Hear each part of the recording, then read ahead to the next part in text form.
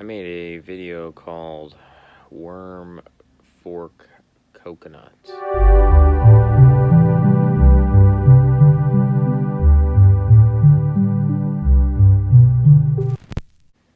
And in that video, I was very tired.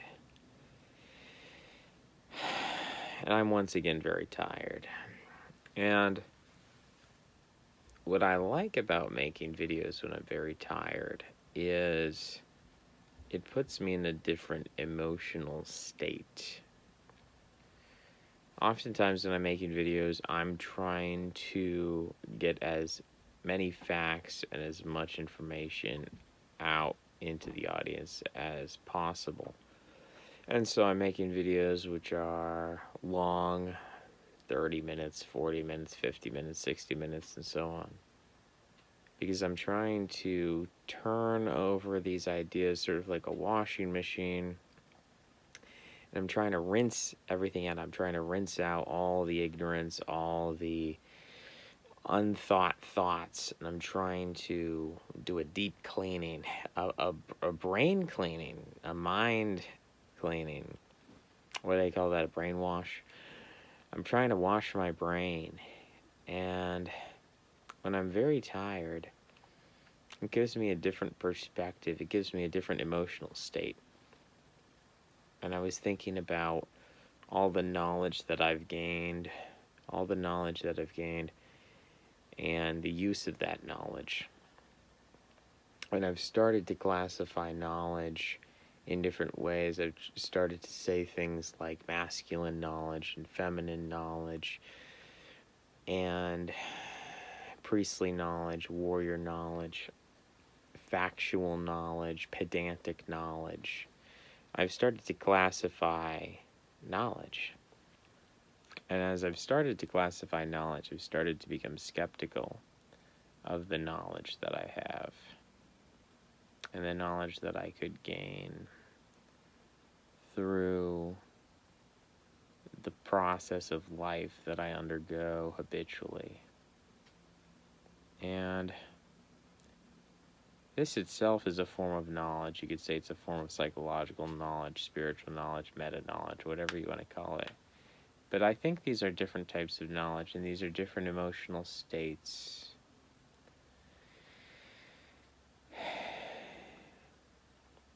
I'm thinking back over the decisions I've made. I'm thinking back over the path that I've walked, where I've ended up, and where I might have ended up differently. And I'm thinking to myself that what I've been dedicated to in my life is mostly the avoidance of boredom. I have gone through a continual process of ratcheting up a level of anxiety, mania, irritation, boredom, dissatisfaction, which I then try to address through intellectuality, through interpersonal relationships. I'm trying to always satisfy myself.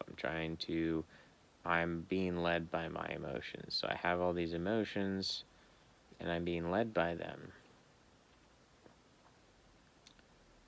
And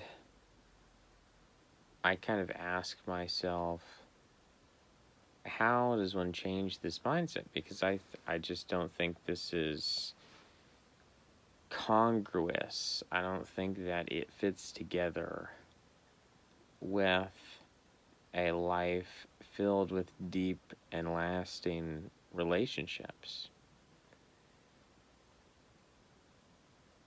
The focus, the attention, the energy flow is just not conducive. And so I think of alternatives. I think of alternative ways of living, alternative ways of thinking. And I've come across this phrase in my mind, which is dedicating one's life to God. And I think this is essentially what religion is. Religion means to bind And I often say bind together in a communal sense, but I really do think religion is all about a covenant. Religion is about a binding of the self to something higher than the self. And for some people, this is intuitive. Some people, I think, are intuitively selfless. They are constantly seeking out the needs of others. They are constantly seeking out how to satisfy the needs of others. And so these people are, through some kind of unconscious process, they are bound to others. They are continuously driven to help other people. That is what their emotional system does. Their emotional system is constantly driving them to fulfill the emotional needs of others, even if that's not a good idea, even if that's not a good thing.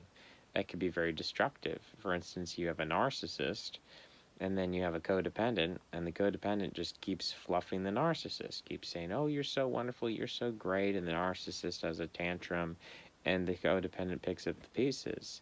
The narcissist does something like he stays up all night, and then he misses his appointments, and the whole day is a wash, and it's a pile of trash, and then the codependent has to come in and sweep up and make him feel better.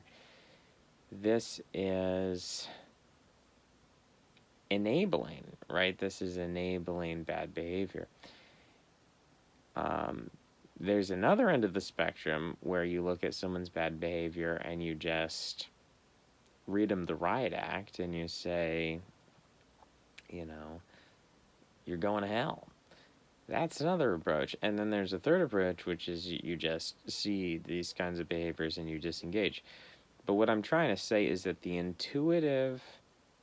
our intuitive emotional patterns are rarely perfected in themselves, if only for the reason that we are continuously bombarded by emotional propaganda of how we should feel.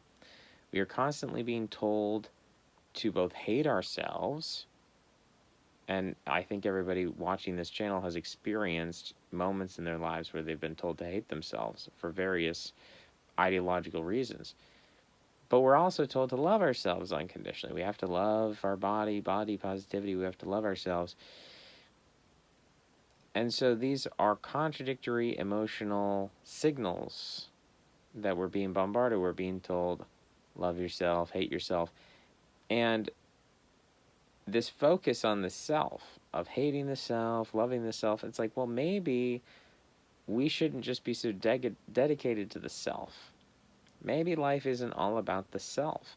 And maybe that's why some people, including me, have such a pronounced, sharp, and terrifying view of death, is because it's all about the self. It's all about my particular knowledge. It's all about my particular emotional patterning, my particular drama, the drama of my life, the significance of the drama, the beauty of the tragedy of my life. Emo music, goth, scene kids. I mean, this whole culture that we've internalized through music industry propaganda,